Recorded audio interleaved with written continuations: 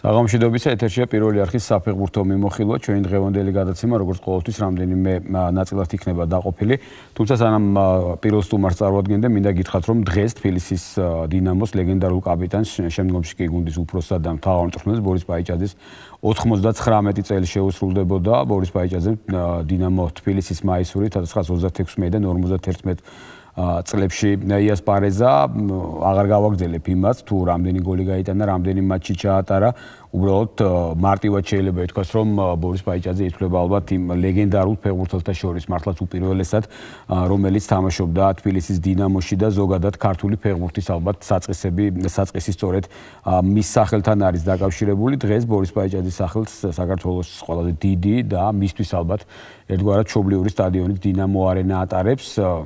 მართლაც მნიშვნელოვანი ალბათ მომავალი წელი იქნება გაცილებით მნიშვნელოვანი ძალიან საინტერესოა ალბათ თუ როგორ აღინიშნება 100 წლის თავი ეს კი მართლაც აუცილებლად გასაკეთებელი იქნება და იმედია დღეიდანვე დაიწყება ამ ყველაფერზე ფიქრი.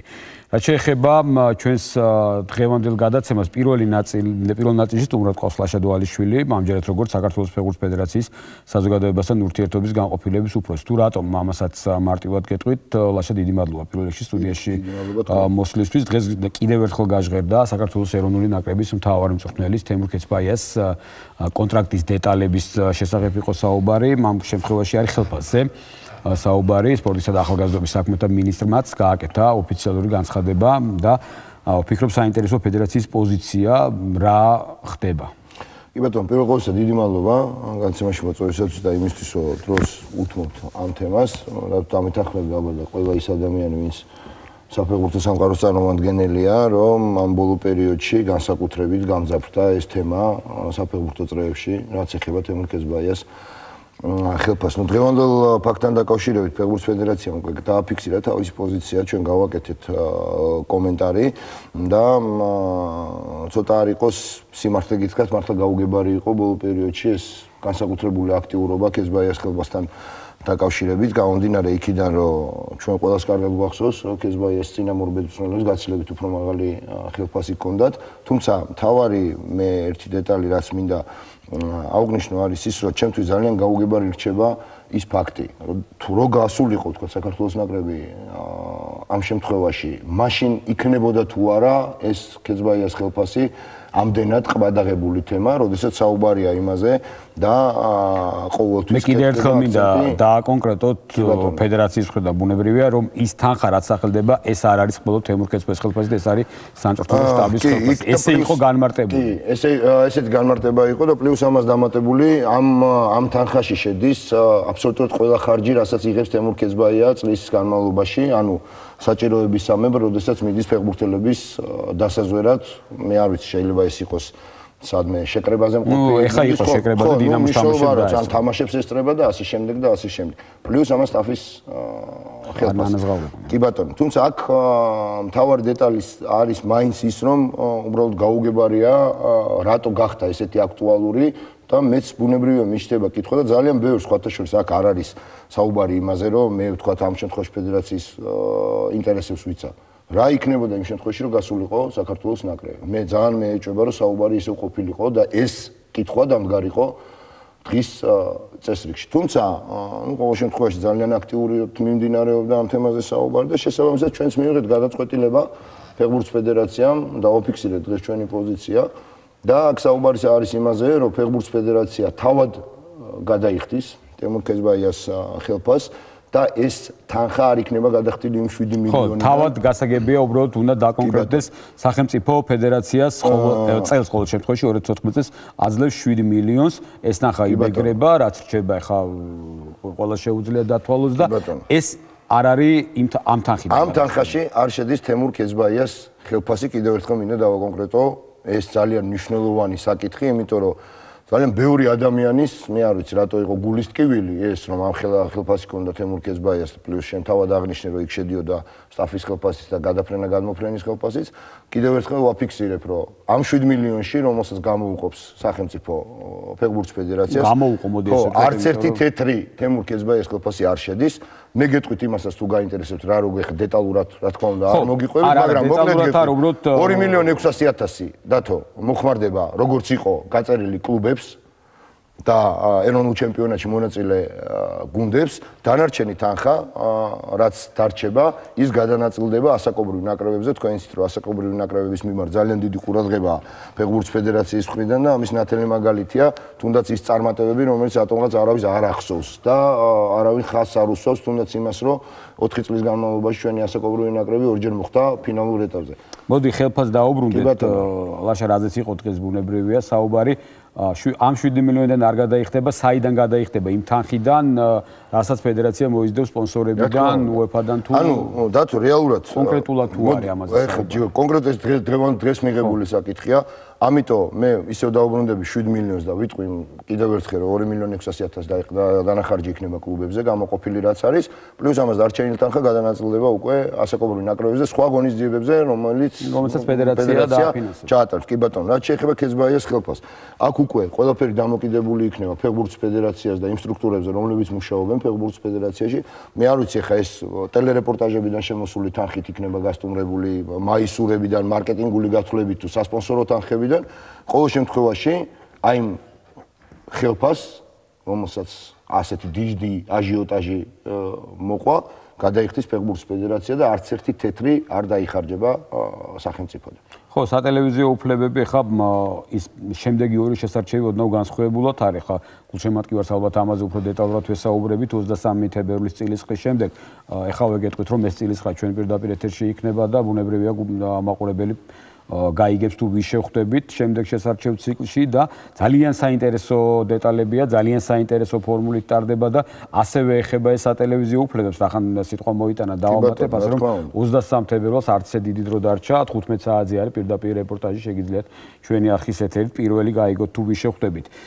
გასაგებ თვითონ თემურ ქეცბაიძის პოზიცია თუ არის ცნობილი ამ ყველაფერთან? რახან ფეხბურთის ფედერაციამ დათო ეს გადაწყვეტილება მიიღო, ბუნებრივია მასთან იყო შეხვედრა, იყო კონსულტაციაც, იყო საუბარიც და შესაბამისად ეს არის წარმოუდგენელია რომ სამხრივი გადაწყვეტილება იყოს და თქვათ ეხლა ამ შემთხვევაში ჩვენ განიგებდეს თემურ ქეცბაიძს ამ ინფორმაციას, ასე რომ მე დარწმუნებული ვარ, უშუალოდ არ დავსწრები ვარ ამ შეხვედრას, თუმცა დარწმუნებული ვარ რომ იყო საუბარი ფეხბურთის ფედერაციის ხელმძღვანელებსა და ნაკრების მთავარსარდალს შორის. თავარია რომ მე ყოველ შემთხვევაში ამ შემთხვევაში ერთ-ერთი როგორც რიგითი გულშემატკივარი ძალიან კმაყოფილი და დასვენებული დავრჩები იმით რომ ეს ყბადაღებული თემა ერთხელ და საბოლოოდ ამოიწურება.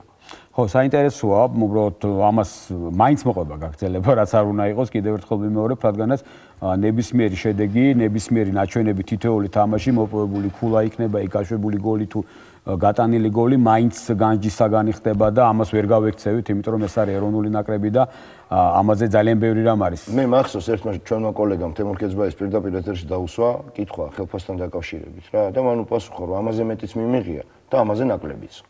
ამიტომ ჯერ მე ეხა როდესაც საუბარია თქვათ სახელმწიფო სტრუქტურების მხრიდან როცა გადაწყდა ეს თემა როდესაც ეს ვიღაცა ერთ-ერთი ადამიანის ხელფასის თემა ხდება მთელი ქვეყნის გასარჩევი მე მიმაჩნია რომ ცოტა ხო საქართველოში ეს არ უნდა გავიყუროს იმიტომ რომ არა მხოლოდ თემურ ქეცბაიძე ძალიან ბევრ მსგავს თემებზია საუბარი კიდევ ერთი რაზეც ოფიციალური განცხადება თქვენ არ გაიკეთებიათ მაგრამ ერთ-ერთმა არასამთავრობო ორგანიზაციამ გასულ კვირაში იყო თუ არ ვცდები, პრესაში გაჩნდა ელექტრონულ მედიაშიც ინფორმაცია, მათაც აქვთ რაღაცა გარკვეული პრეტენზიები ფედერაციის ფინანსურ საქმიანობასთან.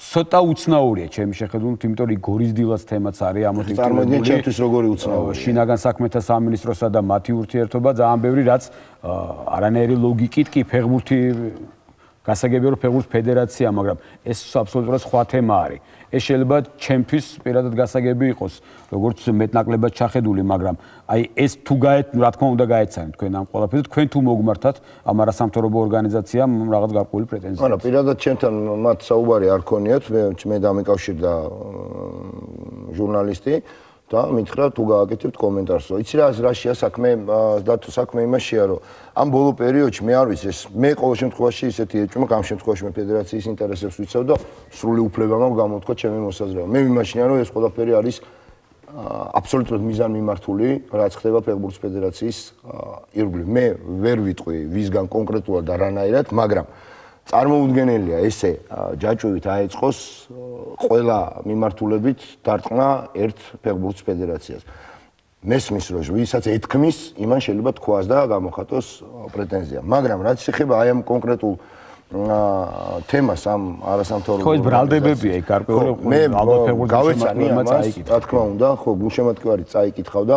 მე მესმის ისიც რომ ყველა სულს ალბათ ტელეეკრანებზე გამოჩენა და გაზეთებში გამოჩენა, მაგრამ მე არ მესმის რატომ უნდა გააკეთდეს ეს ფეხბურთის ფედერაციის ლანძღვაგინების ხარჯზე. ამისთვის არსებობს სხვა ხერხიც, თუ მათ ელემენტარულად თავის გამოჩენა უნდა, შეუძლიათ სხვა მიმართულებითაც გამოიჩინონ თავი. იმ ბრალდებებზე რაც იქ წერია. მე თავიდანვე ვთქვი, რომ მე მიმაჩნია, რომ საერთოდ კომენტარის გაკეთება არ ღირს, მაგრამ რახან ეს თემა წამოვწიეთ, აუცილებლად მინდა რამდენიმე თემას შევეხო რა. პირველი არავის არ უკითხავს ის, რომ 13 მოედანი გაკეთდა სიჭინავას მოსვლის შემდეგ და დღეს 107 მილიონიანი ქონება გააჩნია ფეხბურთის ფედერაციის. კაციშვილს არ უკითხავს ეს. როდესაც საუბარია ფედერაციის ჩაკეტილობაზე, ეთქობა იმდენად ჩაუხედავები არიან ეს არასამთავრობო ორგანიზაცია, რომ ისიც არ იციან თუ და არ ახსოვთ რა დონეზე იყო ჩაკეტილი ფეხბურთის ფედერაცია. ფეხბურთის ფედერაცია დღეს არის ყველასთვის ხელმისაწვდომი, თუმცა ეს არ ნიშნავს იმას, რომ ქუჩაში გავლოს გაუშვეს ინტერესი ფინანსური საბუთების დათვალიერების შემოირბინოს ფეხბურთის ფედერაციაში და ჩვენმა ბუღალტერიამ გამოუტანოს საბუთები. გასაგებია, ესე იგი ამაზე ოფიციალურად განცხადება მე მგონი არ გაკეთდება. არა, მე არ ვფიქრობ და არ ვთვლი საჭიროდ რომ ამაზე ოფიციალური განცხადება გაკეთდეს, მხოლოდ იმიტომ რომ მათ ელემენტარულად შეუძლიათ მოვიდნენ ფეხბურთის ფედერაციაში, გაესაუბრონ ძალიან ბევრი კომპეტენტური ადამიანი მუშაობს იურიდიულ სამსახურშიც, ბუღალტერიაშიც, მოვიდნენ და ჩვენ წარუდგენთ აბსოლუტურად ყველაფერს, რაც საჭიროა და რისი ინტერესიც ეკნება და პლუს იქ კიდევ იყო ისეთი დეტალები, მე არ ვიცი რატო ხდება ეს, მე მგონი მარტო ამ ქვეყანაში ხდება, რომ თუ კი წინა ხელისუფლების პერიოდში ფედერაციის პრეზიდენტად მუშაობდა ვინმე, ის აუცილებლად იყო არაპროფესიონალი და უნდა წავიდეს. მე პლუს ამას დამატებით იქ არის კიდევ ის დეტალი, რომ ელემენტარულად ჩაუხედავი ადამიანები არიან იმაში, რომ ესე როცა მინდა ფეხბურთის ფედერაციის პრეზიდენტს ვერ მოხსნი და ვერ დანიშნა. ხო, აქ ძალიან ბევრი დეტალი არის, რაც ალბათ ახსნილი უნდა იყოს. ეხლა მე ვფიქრობ ის მაყურებელი, ვინც ჩვენ გვიყურებს ფეხბურთის გულშემატკივარი, მათ ძალიან კარგად იციან, რომ ესე არ ხდება მართლა ერთ ხელის მოსმით. კი, გასაგებია, ძალიან ბევრი დავა არის, ბევრი უკმაყოფილოა, ბევრი კმაყოფილია. ეს ესე ხდება ყოველ შემთხვევაში ჩვენ ქვეყანაში განსაკუთრებით ბევრი ჩდება კრიტიკოსი ყველაფერზე. ოღონდ ნებისმიერ საკითხზე და ფეხბურთი არის ის მთავარი თემა ერთ-ერთი პოლიტიკასთან ერთად. მე მესმის რომ ფეხბურთი არის ის თემა, სადაც იდეალურად შეიძლება საკუთარი თავი წარმოაჩინო და საკუთარ თავს მოუტანო პოპულარიზაცია. იდეალურად. ეს არის ერთ-ერთი მიმართულება, რომელიც ვინც არ უნდა ხალხს უყვარს. ხო, ეგერთი ხალხს უყვარს და მე ამ ქვეყანაში ჩვენ კარგად ვიცით, რომ ფეხბურთი იცის აბსოლუტურად ყველამ. შესაბამისად, ეს აბსოლუტურად ჩვეულებრივი მოვლენაა და ამ ბოლო პერიოდში გახშირდა ამ მსგავსი შემოტევები და მე არ მიმაჩნია, რომ ყველა ასეთ შემოტევას რაღაცა გარკვეული პასუხი უნდა გავცეთ. ნუ იმას არ შევეხები, რომ თურმე ზვიად სიჭინავა მეგობრობდა და ახლო ურთიერთობა ჰქონდა. ეხლა ნუ ძალიან არასერიოზული თემაა გოროზიას და რა მე გოროზიასთან რომ მეგობრობდა ის დანაშაული თუა, აქამდე მე არ ვიცოდი ყოველ შემთხვევაში. და დათო, ბოლოს მინდა კიდევ ერთ დეტალს შევეხო, ვიცი რომ შენ კიდე გყავს სტუმრები. ძალიან ხშირია საუბარი იმაზე, რომ ფეხბურთის ფედერაციაში მუშაობენ არაკომპეტენტური და არაპროფესიონალი ადამიანები. ვერაფრით ვერ დავეთანხმები ამ ხალხს. ვინმე თქვა ეს? არა, მე ამ ბოლო პერიოდში გამონათქვამებს ვამბობ, ყველაფერს თავი დავანებოთ, მე აუცილებლად მინდა და მე პირადად მიმაჩნია, რომ საამაყოა UEFA-ს 4 დელეგატი ყავს. დიმიტრი ბოკერია, ირაკლი ნაკაიძე, გია პირცხალავა და თამარ ჭიჭინაძე. ხა, მე ბუდის ვიხდი, მაგრამ ცოტა მე ეჭვება არაპროფესიონალებს ყავდეთ 4 დელეგატი, რომლებიც მუდმივად დადიან UEFA-ს მიერ ორგანიზებულ საკლუბო და სანაკრებო თამაშებზე. ნუ იმ ინფრასტრუქტურაზე და სხვა თემებზე, რაც გაკეთდა სიჭინავას მოსვლის შემდეგ, საუბარს აღარ დავიწყებ. კარგი, ლაშა, ძალიან დიდი მადლობა სტუდიაში მოსვლისთვის. უბრალოდ მე ჩემი მხრიდან ერთს დავამატებ, რომ იწყება ახალი ციკლი, გასაგებია შეიძლება ვიღაცას მობეს და ამაზე საუბარი ძალიან ძნელია მართლა.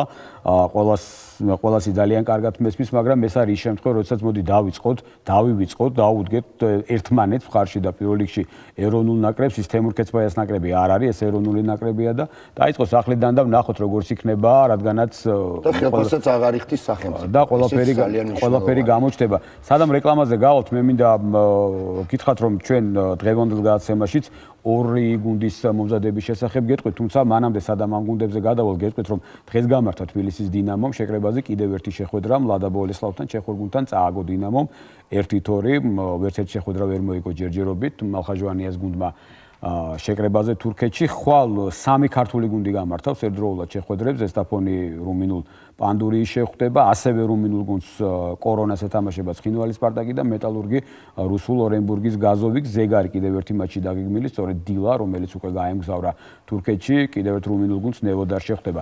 ახლა კი ვნახოთ თუ როგორ ემზადება დილა და შემდეგ დავბრუნდებით. დღეს დილა მოსამზადებლად ანტალიაში გაემგზავრა. თურქულმა შეკრებამ გუნდს სულზე მიუსრო, რადგან ბოლო დღეებში გორის სტადიონი თოვლი დაიფარა და ფეხბურთელები სასტუმროს ხოლში ვარჯიშობდნენ. მთლიანობაში ფეხბურთელისთვის დარბაზში, მხოლოდ დარბაზში ვარჯიში არაფერს მომტანი არ არის და მაქსიმალურად ვეცადეთ. ახლა დღეს შეკრების ბოლო დღე არის, დღეს მოგვითოვა და მოვასწარეთ რომ იტყვიან შეკრება. დანარჩენ დღეებში იყო წვიმიანი ამინდები, ოღონდ არ შეგვიშალა ხელით და ხელოვნურ საფარიან მინდორზე შევძელით რომ ვარჯიშები ჩაგვეტარებინ. დილაში მნიშვნელოვანი საკადრო ცვლილებებია. გუნდი 15-მა ფეხბურთელმა დატოვა.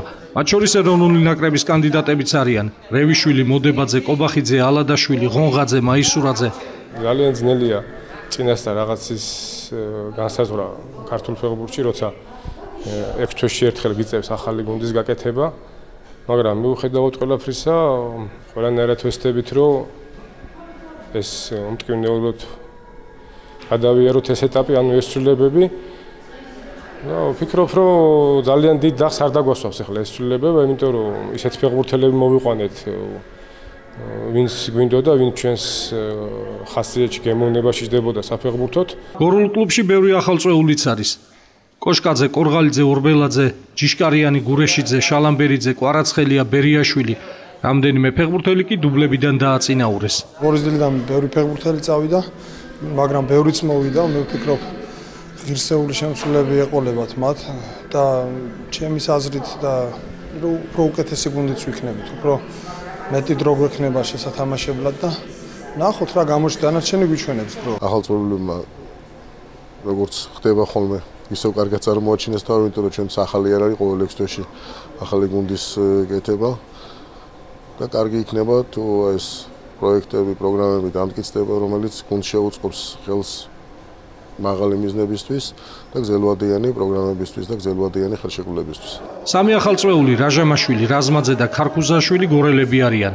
გორის დილაში დავიწყე ბავშვობიდან თამაში და 20 წლის ვიყავი რომ წავედი ჯორჯიაში, 9 წელია წასული ვარ გორიდან, გორის დილიდან ასე ვთქვა და 9 წლის შემდეგ დავბრუნდი გორის დილაში და რა თქმა უნდა მოხარული ვარ და ვეცდები ყველანაირად მაღალი მიზნებისთვის ვიბრძოლოთ გორის დილასთან ერთად. დილას მთავარი მწვრთნელი ამბობს, რომ მიზანი ლიდერებში პოზიციის შენარჩუნებაა. როგორც ყველა გუნდს საქართველოში ყოველთვის უჭირს მოსამზადებელ ეტაპი, იმიტომ რომ საქართველოში ამის პირობები არ არის, მაგრამ მაქსიმალურად ვეცადეთ გამოგვეყენებინა ის პირობა, რაც ჰქონდა. ჩვენ 10 იანვარს შევიკრიბეთ. პირველი კვირის ციკლი გავიარეთ თბილისში, ანუ იპოდრომის ტერიტორია გამოვიყენეთ ამ მოსამზადებელ ეტაპისთვის და ვაკის სატრენაჟერო დარბაზი გამოვიყენეთ, შემდეგ მოვაწყეთ გორში შეკრება, რომელიც დღეს დასრულდა. თურქულ შეკრებაზე გუნდს ტრამვირებული ოთარხიზანეიშვილი ვერ გაჰყვა. ანტალიაში დილა 4 საკონტროლო შეხვედრას გამართავს, 14 თებერვალს კი საქართველოში დაბრუნდება. კიდევ ერთი გუნდის შესახებ, რომელიც ემზადება გულისხმობს ზესტაფონს, სიუჟეტს რეკლამის შემდეგ შემოგთავაზებ და რეკლამის შემდეგ ასევე ორ სტუმართან ერთად დავბრუნდებით. ბრუნდებით პირდაპირ ეთერში და ამჯერადაც საქართველოს ფეხბურთის ფედერაციის წარმომადგენლები არიან ჩვენთან, ჩემგან ხელმარჯვნივ ბატონ დიმიტრი ბოკერია, საჩინჯრო განყოფილების უფროსი და ხელმარცხნივ ირაკლი ნაკაიძე, საერთაშორისო ტრანსფერების მენეჯერი. დიდი მადლობა მობრძანებისათვის. თუმცა სადამ გადავიდოდი საუბარზე, მე მინდა ზესტაფონის მზადების შესახებაც მოგითხროთ. ვნახოთ ამ გუნდის მზადების შესახებ და შემდეგ დავბრუნდებით და განვაგრძობთ საუბარს. ძალიან სასიამოვნოა უფეხბურთო ზამთრის პაუზის შემდეგ ისევ შეხვედრა. საქართველოს ორგზის ჩემპიონმა ზესტაფონმა გულშემატკივრებს და ჟურნალისტებს ახალ წვეულები წარუდგინა. საპრესკონფერენციო დარბაზში 12 ახალი ფეხბურთელი წარსდგა. 6 თვიანი პაუზის შემდეგ იმერულ გუნდში დაბრუნდა და ორნომრიანი მაისურითი ასპარეზობს მცველი თეიმურაზ ღონღაძე. ბევრი ახალი ფეხბურთელია გუნდში, ძველებიც არიან რამოდენიმე კაცი, კაი გუნდია, ბევრს ვიცნობთ ჩვენ ფეხბურთის ესეთი რაღაცა, ყველას ვიცნობთ და მეგობრობთ და მე მგონი კაი გუნდის მშენებლობა იწყება. დაცვის რგოლს ასევე ზაზო ჭელიძე და გიორგი გურული გაამაგრებენ. გია გეგუჩაძის განკარგულებაშია ახალი მეკარე დავით კუპატაძეც. საგრძნობლად გაძლიერდა ნახევარ-დაცვის რგოლიც. არგოლთა რიგებში 22 ნომრით გამოცდილი გრიგოლ დოლიძე ითამაშებს. 10 ნომრი არმაისურს კი ექსტორპედუელი გიორგი კუხიანიძე მოირგებს. პირველ რიგში დიდ მადლობას მოახსენებ კლუბს, რომ ნდობა გამომიცხადა და ამ ნდობას ყველანაირად ვეცდები, რომ გავამართლო.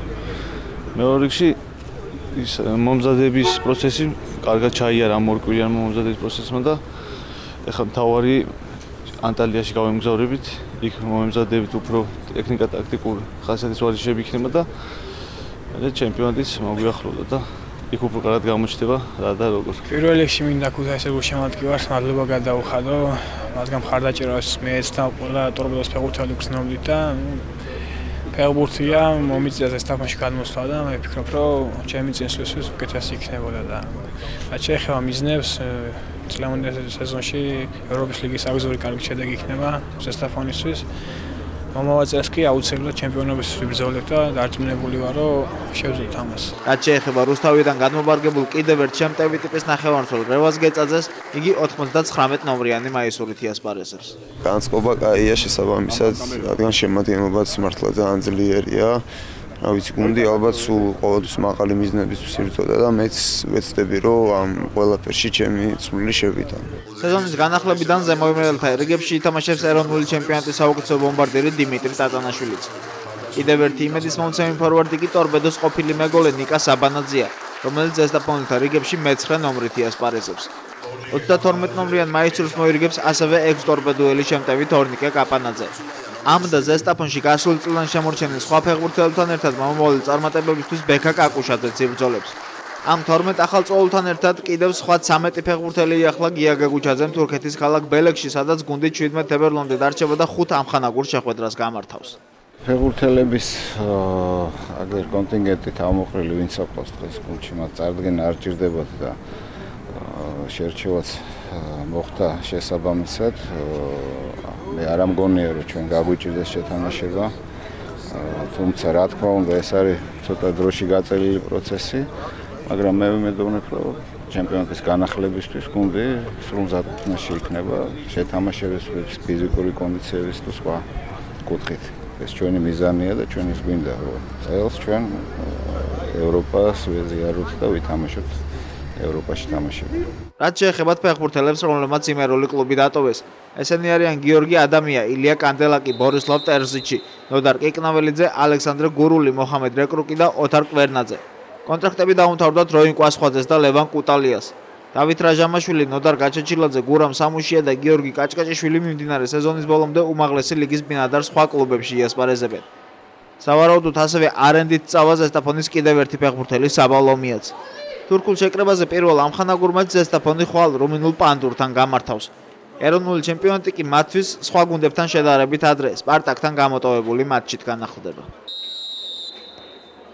ზესტაფონი ალბათ ერთ-ერთი ყველაზე საინტერესო გუნდი იქნება ჩემპიონატის მეორე ეტაპზე და ვნახოთ როგორ იასპარეზებს გია გეგუჩაძის გუნდი, რომელიც ხელმეორედ დაბრუნდა ზესტაფონში. ახლა კი ჩვენი სტუმრები კიდევ ერთხელ დიდი მადლობა და სასაუბრო არის ძალიან ბევრი, რადგანაც იგივე თუნდაც ლიცენზირების საკითხები, ინფრასტრუქტურის საკითხები, ძალიან ბევრი რამ არის. მოდი დავიწყოთ იმით, რომ ჩიხურა, მერანი, სიონი, გურია ეს ის გუნდები არიან, რომლებიც ვერ იღებდნენ საკუთარ მოედანზე გუნდებს. როდესაც ამის შესახებ ჩვენ ზაფხულში ვსაუბრობდით, მაშინ ითქვა, რომ ძალიან ბევრი გუნდი უკვე შემოდგომიდან დაიწყებდა, ნელ-ნელა გადაიწია ვადები, მაგრამ ისე დამთავრდა ეს პირველი ეტაპი, რომ არც ერთმა გუნდმა ვერ ითამაშა საკუთარ მოედანზე ერთმა. რა შეიცვალა, გაკეთდა ეს ყველაფერი თუ რა ხდება? ესე იგი, ამ შემთხვევაში უნდა ითქვას, რომ ამ 4 გუნდიდან 3 ჯერ კიდევ ასე ვთქვათ, მოლოდინში არის, იმიტომ რომ თქვენ იცით, რომ უმაღლესი ლიგის გუნდებისთვის სახელმწიფო პროგრამის ფარგლებში ხორციელდებოდა მინდვრების მოწყობა და ასეთი 13 მინდორი მოეწყო, იგივე კობულეთში, იგივე სამტრედიაში, განმუხურში, გორსში თუ სხვა. ხოლო რაც შეეხება ბოლნის მარტვილს და ბოლნის მარტვილს და არა საჩხერეს მათი ეს არის შემდეგი ეტაპის გუნდები იყო რომლებიც შარშანდლიდან პრინციპში ელოდებიან რომ ჩაეყაროს ამას საფუძველი ასევე აქ ესეთი შეთანხმება არის რომ ცენტრალური იმიდან ბიუჯეტიდან მოდის ასე ვთქვათ მინდვრის და იმის დაგება ხოლო მუნიციპალიტეტი გარშემო ინფრასტრუქტურას ავითარებს ესეთი რაღაცა მოხდა ლანჩხუთში მაგრამ სამწუხაროდ გარშემო ინფრასტრუქტურა არ გავითარდა რაც აუცილებელია რომ უმაღლესი ლიგის მატჩების მისაღებად ეხლაც ველოდებით მე გუშინ მქონდა საუბარი ლანჩხუთის გუნდის წარმომადგენლებთან რომელსაც მითხრეს რომ მარტის დასაწყისში უკვე მათ შეეძლებათ საკუთარ მოედანზე საშინაო მატჩების გამართვა მაგრამ მოესწრება მარტამდე ის ესეთი ყოველ შემთხვევაში მათი პროგნოზი ასეთი არის ჩვენ 2 კვირით ადრე მინიმუმ უნდა მივიღოთ მათგან ასე ვთქვათ ინფორმაცია ხო რომ მივიდეს შესაბამისი ჯგუფი შეაფასოს რამდენად მისაღებია ის პირობები რაც მათ შექმნეს და შემდეგ უკვე ხო რაც შეეხება ბოლნის საჩხერეს და იყო საუბარი რომ ჩიხურა მიიღებდა მონაწილეობს ჩვენთანაც ინტერვიუში როდესაც გუნდის მომზადებაზე იყო საუბარი გუნდის მთავარ მოწვევმა გააკეთა ამის შესახებ განცხადება რომ ჩვენ უკვე ვითამაშეთ სტადიონზე კი მე ვიცი რომ ისინიც მუშაობენ მაგრამ ამ ეტაპზე ჩვენთან არ შემოსულა არავითარი ცნობა რომ რაღაც გააკეთა ხო ანუ ჩვენ ყოველ შემთხვევაში რაღაც ოფიციალურად უნდა მოხდეს ეს ყველაფერი იმედია რომ დაბრუნდება საჩხერეში ფეხბურთი იმიტომ რომ მეორე ადგილზეა გუნდი ძალიან და უნდა ალბათ საჩხერელებს თავის კედლებში თავისი გუნდის ზოგადად თავისი გულშემატკივარი ყველა გუნდს ყველაზე აუცილებელია ხო ფეხბურთის გულშემატკივრის გარეშე სამწუხაროდ ეს არის ერთგვარი ხა სტადიონები რაც სტადიონს რაც შეეხება ზოგადად აი ლიცენზირების კომიტეტი თქვენ არ გიხებათ მაგრამ ზოგადი ინფორმაცია ბუნებრივია თქვენ გაქვთ აი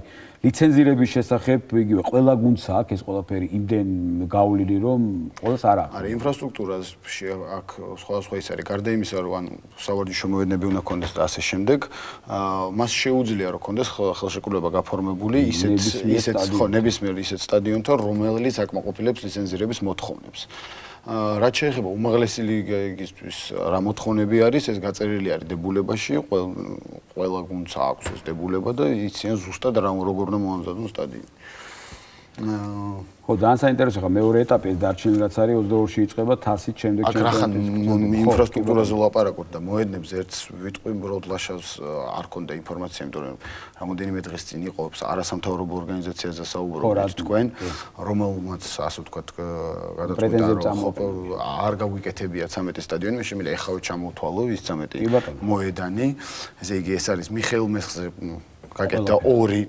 მინდორი. ხო ეს მეორე რუნდი დამთავრდება და ესეც სავარაუდოდ თებერვლის ბოლოს ან მარტის დასაწყისში მაქსიმუმ უკვე შეძლებს რომ მიიღოს ამინდის და გამო შეფერხდა ახლა თორე ისე წესით უკვე თასის მატჩი პირველი 22-ში უნდა გაემართათ უკვე მაგ სტადიონზე. ასევე რუსთავში ხელოვნურსაფარიანი, ცხეთაში ხელოვნურსაფარიანი, გორში ერთი ხელოვნურსაფარიანი, ერთი ჩვეულებრივი მინდორი, ფოთში, ქობულეთში, ლანჩხუთში, თელავში, განმუხურში, სამტრედიაში. ეს არის ყველა იმ მოედნების ჩამონათვალი, რომელიც აი ამ პერიოდში მოხერხდა და ასე ვთქვათ განახლდა. ამას აუცილებლად როგორც გითხარით, ანუ რაღაცა შეთანხმების კუთხით ხდებოდა, რომ ჩვენ ასე იგი გიწესრიგებთ თქვენ მინდორს, მაღალი ხარისხის მინდორს გიგებთ, თქვენ აწესრიგებთ გარშემო ინფრასტრუქტურას, რომ რაღაცა საერთო ძალით გამოვითარებინა ეს ინფრასტრუქტურა. ბევრგან შედგა ეს შეთანხმება, სამწუხაროდ ზოგიერთ შემთხვევაში არ გამოვიდა, მაგრამ იმედია, რომ საბოლოოდ დამთავრდება და გაკეთდება. მოკლედ ეს ორგანიზაცია იყო მოსული, ჰქონდათ შეხვედრა ჩვენს ბუღალტერთანაც და ჩვენს იურისტთანაც, მათ მიიღეს ამომწურავი ინფორმაცია. მათ კითხვებზე, გარდა რაღაცა ამ კითხვების არ ვიცი, მეგობრობასთან დაკავშირებით იყო რაღაც კითხვები. ვერანდადაც მახსოვს, ეს ამაზე რა თქმა უნდა არ ყოფილა საუბარი.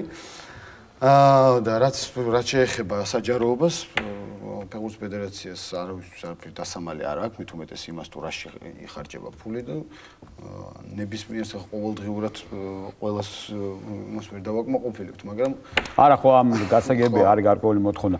ხო მე რამდენად მე ვიცი ის არასამთავრობოები კმაყოფილები წავიდნენ ჩვენგან. ხო არა ძალიან კარგიცაა, როდესაც ახლა ადამიანებს გაუჩნდათ პრეტენზია და მათ მიიღეს კი არა პრობლემა ამომწურავი პასუხი.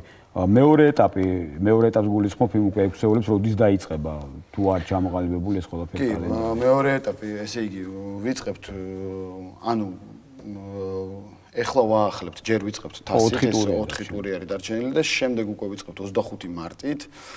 25 მარტს განახლდება უკვე 6 ეულები გადანაწილდება და შემდეგ განახლდება უკვე მეორე ეტაპი, ტურნირი უმაღლესი ლიგის.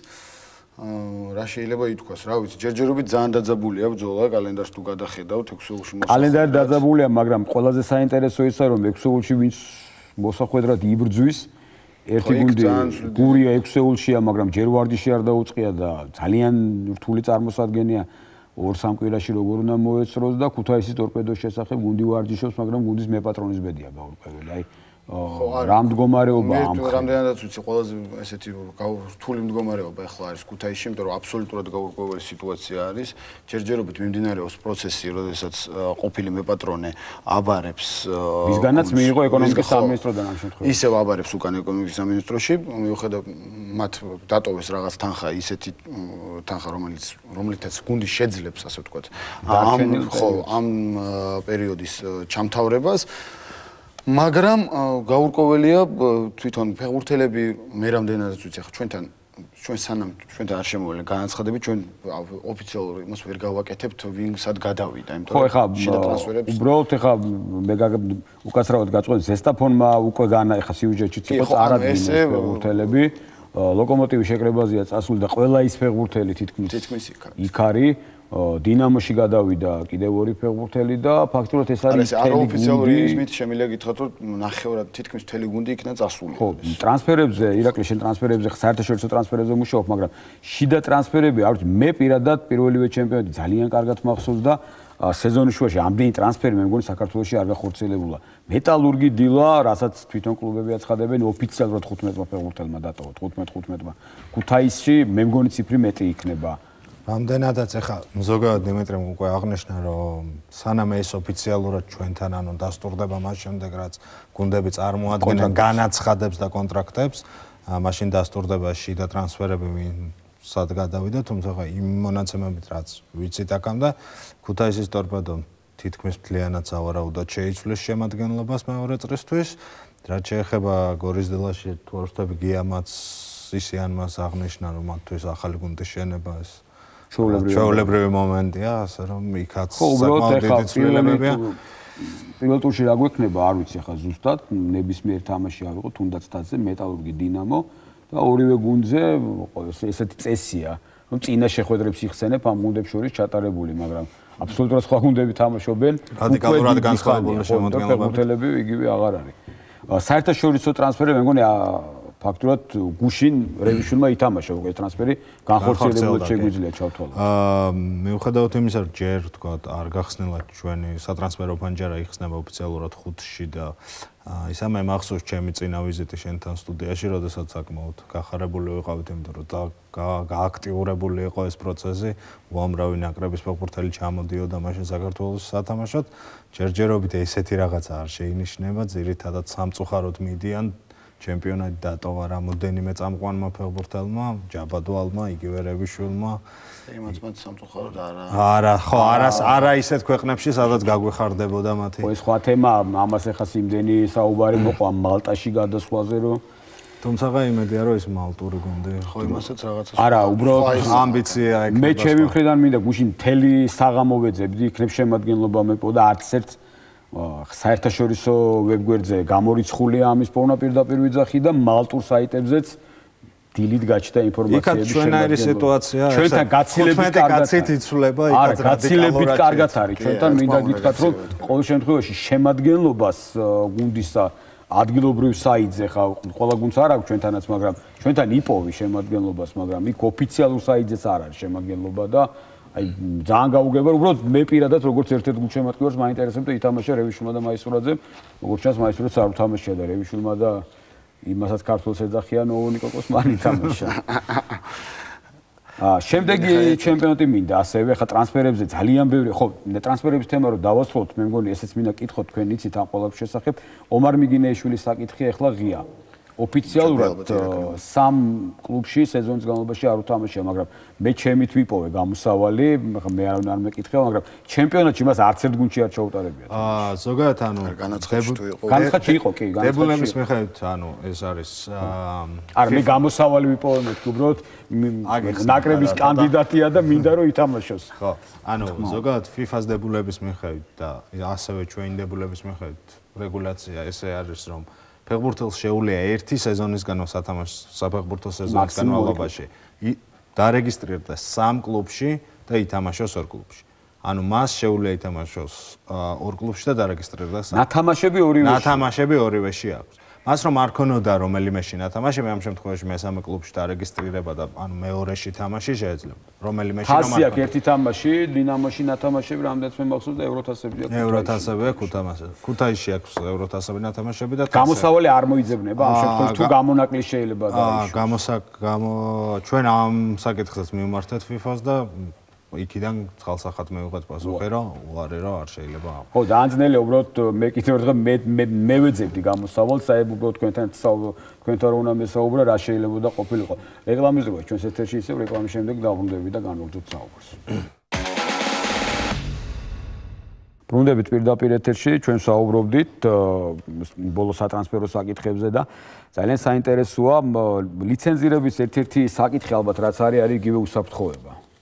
კი, რა თქმა უნდა, უსაფრთხოება. აი ამ თემაზეც, რადგანაც პირველ ეტაპზე იყო რაღაცა გარკვეული შენიშვნები, ასე ვთქვათ, თქვენი მხრიდან გუნდების წარმომადგენლები. კი, ესეც უსაფრთხოებაზე ინფრასტრუქტურის კუთხით გადის, ანუ უნდა იყოს დაცული ყველა ის ნორმა, რაც აუცილებელია, რომ მოხდეს მატჩის უსაფრთხო ჩატარება.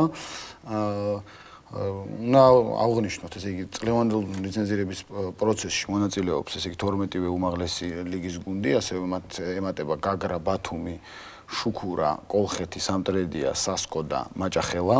ვისაც სურს, რომ მიიღოს ლიცენზია, ხო, ანუ იმიტომ რომ ამ შემთხვევაში აუცილებელია, რომ გაითვალისწინონ. იყო წლები, როდესაც ფედერაცია რაღაც კუთხით დათმობებზე მიდიოდა და ეროვნულ ლიცენზირებას, ასე ვთქვათ, ესეთი მკაცრი იმით არ ეკიდებოდნენ.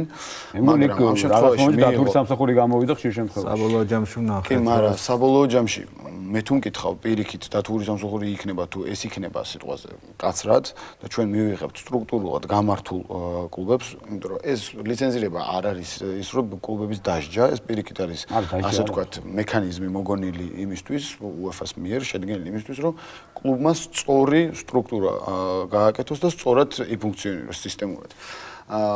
ამიტომ ესეთი გადაწყვეტილება იქნება მიღებული აღმასკომის მიერ, რომ წლევანდელ სეზონში, ანუ ვინც მიიღებს ლიცენზიას, შემდეგ წელს ის ითამაშებს უმაღლეს ლიგაში. ესე გამკაცდა. მიუხედავად იმისა, თავისი სპორტული შედეგისა, ხო, გამკაცდა. ხო, სიტყვაზე არ მინდა ნებისმიერი გუნდი თუ დარჩა გავიდა მე-10 ადგილზე, საბოლოო ჯამში თუ არ ქონდა ლიცენზია, ის ავტომატურად შეიძლება დატოვოს. კი, და ჩაანაცვლებს ის გუნდი, ვისაც იქნება ლიცენზია, დიახ. და ეს იმდენად მკაცრია, რომ ჩვენი გუნდები ვერ ახერხებენ ამას? არა. მაქსიმალურად, ანუ UEFA-ს ლიცენზირებისთვის, რა თქმა უნდა, უფრო მძიმე არის და აქ ძირითადად ძალიან ბევრი საკითხი, რაც იქ არის, სიტყვა სავალდებულო ან სანქცირებადი, აქ რეკომენდაციის სახე მინიჭებული, ან პირიქით, რაც არის სავალდებულო, ის უბრალოდ სანქცირებადი არის. მაგრამ არის ის ძირითადი, რაც საფეხბურთო კლუბს უნდა გააჩნდეს. იცით თქვენ რომ ეს ზოგადად ლიცენზირება შედგება 5 სხვადასხვა ელემენტისგან, ეს არის ინფრასტრუქტურა, ეს არის ფინანსური, ეს არის იურიდიული, ეს არის საკადრო და ეს არის სამართლებრივი. აი ეს 5 მიმართულება არის, რომელშიც კლუბი უნდა იყოს რაღაც განვითარების დონეზე მისული, ანუ რაღაც ამ მოთხოვნებს უნდა აკმაყოფილებს. საბიუჯეტო გუნდები ფინანსური გამომისროლ რაც არის მნიშვნელოვანი, ანუ ოქტომბრიდან იწყება პროცესი. ანუ ინფორმირება ხდება, ხო? არა, ხო, შემდეგი სეზონისთვის, დიახ. მერე იანვრიდან უკვე იწყება მოსამზადებელი პერიოდი, როდესაც უკვე ექსპერტები მიდიან თვითონ კლუბებში და იწყებენ მათთან ერთად მუშაობას, რომ ეს ყველაფერი მოწესრიგდეს და მოიყვანონ იმ მდგომარეობაში, რომ კლუბმა შეძლოს ლიცენზიის მიღება. ხოლო შემდეგ უკვე მაისიდან ხდება გადაწყვეტილებების მიღება. და ნუ მე თუ სიტყვაზე კლუბი უკმაყოფილოა ამ გადაწყვეტილებით, მე აქ კიდე აპელაციაზე შეიგაასაჩივროს და ასე შემდეგ. ეს იმხელა პროცესია, თუ კლუბი ნამდვილად თავიდანვე ერთვება, მე ვერ ვხედა უბრალოდ, აქ არც ფინანსური საკითხი არ დგას, რომ მე ფული არ მაქვს და ამიტომ ამას ვერ ვაკეთებ. ყველა კლუბს ეს შეუძლია რომ გააკეთოს თუ იქნება მონდომება, კარგი მენეჯმენტი და თუ იქნება ამისთვის სერიოზულად დრო გამოყოფილი. და არიან კლუბები, რომლებიც ამას ყოველთვის ახერხებენ. ხო, რაც შეეხება შემდეგ სეზონს შემდეგ სეზონს მკითხეთ თუ არა? კი, შემდეგ სეზონს მკითხეთ ხო და მაშინ არ მიპასუხეთ შეიცვლება თუ არა რამე შემდეგ სეზონში და შემდეგ გულშემატკივრებზე მინდა და უსაფრთხო. ამაზე პრინციპში საბოლოო ჯამში სეზონის შემდეგ იღებს ხოლმე აღმასკომი, ასე ვთქვათ, აღმასრულებელი კომიტეტის კომპეტენციაში არის. ჩვენ ზოგადად ფეხბურთის ფედერაციას ძალიან უნდა და ასე ვთქვათ, შეიძლება ვთქვას, რომ ჩვენი მიზანი არის, რომ საქართველოს ჩემპიონატი ჩაატაროს კომერციულ ორგანიზაციამ, ისეთივე როგორიც იყო პროფესიონალური ფეხბურთის ლიგა, მაგრამ ამ შემთხვევაში ჩვენ პასუხისგებლობას ვერ გავაქცევთ. ჩვენ არ შეგვიძლია პირველი მომსვლელს გადავცეთ ეს უფლება და უთხრათ მას, რომ აი შენ ჩაატარე. ჩვენ გვჭირდება მყარი გარანტიები იმისა, რომ ჩემპიონატი მინიმუმ ისე მაინც ჩატარდება, როგორც ჩვენ ვატარებთ. კონსულტაციების დონეზე მაინც თუ არიან სურვილები, რომ შედგეს სამწუხაროდ მე ახლა ამასთან დაკავშირებით საქმის გულში არა ვარ და არც გამიგია, რომ ვინმეს გამოეხატოს ეს სურვილი, იყო რამოდენიმეჯერ, მაგრამ აბსოლუტურად არასერიოზული, იმიტომ რომ თქვენ მოგვეცით იმ რასაც ხარჯავთ ახლა ამაში და ჩვენ ჩავატარებთ. ჩვენ ესეთი ორგანიზაციას, რომელიც მოიზიდავს ფულს, რომელიც უფრო კომერციულს გახდეს, იმიტომ რომ ეს ყველგან არის კომერციული, ყველგან იზიდავს ტელევიზიას, ყველგან იზიდავს სხვა სპონსორებს და ასე შემდეგ. ხო, შეიძლება ძალიან ისე თქვა, მაგრამ პრემიერ ლიგა არის ამის იდეალური მაგალითი, სადაც დაიწყო, სადაც შეიქმნა ეს სისტემა და არის მართლა იდეალურად იქ ყველაფერი გაკეთებული. ხო, მაგრამ იქ შეგვიძლია შევადაროთ პატარა არ მე ვიძახი მასშტაბს. ხო, არა, პატარა ქვეყნა მაგალითად რაღაც სკანდინავურ ქვეყნებშიც ძალიან კარგად არის გაკეთებული. მალტა ვახსენე და მალტის ჩემპიონატიც მსგავსია. ყავს იმას ოფიციალური სპონსორი და იმასაც ატარებს პროფესიონალურად. ჩვენთანაც ყავდა, იყო ეს პერიოდი და კარგად კარგად მიმდინარეობდა, მე უბრალოდ არ ვიცი, ფინანსური კრიზისი დაემთხვა თუ რა მიზეზები იყო ეს ჩემი გასარჩევი არ არის ნამდვილად. ფული ჩადება არ უნდა. ხო, მოკლედ ხო, არა, მაგრამ გამოიძებნებიან, მე მგონია, ჩვენ სამწუხაროდ არა გვაქვს იმდენი შესაძლებლობა, როგორც ჩვენ ზოგიერთ მეზობელ ქვეყანას, არც ამდენი რესურსი არ აქვს, ქვეყანა ეკონომიკურად თუ განვითარდება, შესაბამისად მოხდება ფეხბურთის ფინანსური განვითარება. ხო, მაგრამ აი გუნდების რაოდენობაზე არის მუდმივად მსჯელობა და ჩატარების სისტემა. თქვენ როგორ მიგაჩნიათ, აი რამდენი არის? აი თქვენ დადიხართ დელეგატად მატჩებზეც საქართველოს ჩემპიონატში და შიგნიდან იცნობთ იგივე გუნდების მდგომარეობას. რეალურად მე ჩემი პირადი აზრია, რომ აი 12 არსებული ოპტიმალური და ეს სისტემა გაყოფაში. ამ შემთხვევაში კი, იმიტომ რომ თუ 12 გუნდი გაქვს, სხვა სისტემა უბრალოდ მაშინ ცოტა თამაში გამოდის და ხო, 10 გუნდი უფრო რაოდენობრივად შეიძლება გამოვიდეს. ხო, ანუ მე თუ მკითხა, ხა იდეალური სისტემა იქნება, სიტყვაზე ჩვენ ხელა ქვეყნისთვის 16 გუნდიანი ჩემპიონატი რო გქონდეს საკმარისია, ხო და 2 წრით რო გვეთამაშა, მაგრამ ამ შემთხვევაში უნდა გავითვალისწინოთ ის მდგომარეობას, რომ უბრალოდ ამდენი ასეთი რაოდენობა გამართული გუნდი არ არის და პლუს ამას ხო მე იქ დამატებითი პრობლემები ჩდება, თუნდაც საჯები და ძალიან ბევრი რაღაც არ არის. შეიძლება შენ გამოგეთიშოს სიტყვაზე შუბა გზიდან რომელიღაცა გუნდი ხო და კიდე ერთი ის რაც მინდა მეთქვა რომ ეს არ ვიცი არასამთავრობოსგან იყო წამოსული თუ რას აკეთებს ფედერაცია ეს კლუბებისათვის და ჩემპიონატისთვის მიუხედავად იმისა მოკლედ ვიტყვი რომ რაღაცა მიუხედავად იმისა ჩვენ არ გვაქვს ეს ასე ვთქვათ ვალდებულება რა თქმა უნდა ჩვენ გვაქვს უფლება და გვინდა რომ დავეხმაროთ კლუბებს მაგრამ არ გვაქვს ეს ვალდებულება ამ წელს მარტო მათ ყველა უმაღლესი ლიგის გუნდს მოეხსნა საწევრო გადასახადი ეს არის 40000 ლარი 12 გუნდს მოეხსნა იმიტომ რომ ეს თან არ არის უბრალოდ ფეხბურთის ფედერაციის შემოსავალი ეს არის ის ფული რაც მე მან უნდა გადაუხადოს მსაჯებს და სხვა მომსახურე პერსონალს ვინც ატარებს ამ ჩემპიონატს ეხლა როგორც იცით ეს 2 მილიონი ნახევარი ხა ზუსტად მე არ ვიცი თანხა რაც სახელმწიფოდან მოდის დაფინანსებიდან ის წავა უშუალოდ სოლიდარობის გადასახადად და გადანაწილდება მე რამდენიც ვიცი 12-ვე გუნდზე აქ არის პირველი ლიგაც არის თუ არ ვწდები არა ამ შემთხვევაში არ ვიცი მე რამდენადაც ვიცი ეს არის ლაპარაკი უმაღლესი გუნდები მე არ დავდებ თავს იმიტომ რომ ზუსტად არ ვიცი პროექტი როგორ იქნება საწვავი რაც ასევე ძალიან მნიშვნელოვანი დახმარება არის ბევრი გუნდისთვის შეიძლება ტოპ გუნდისთვის არ იყოს ეს მნიშვნელოვანი მაგრამ მნიშვნელოვანი დახმარება არის მინდვრებზე ყველასთვის მნიშვნელოვანია ხო რა თქმა უნდა გარკვეული დახმარება ყველასთვის ხო ნუ შეღავათია ყველასთვის.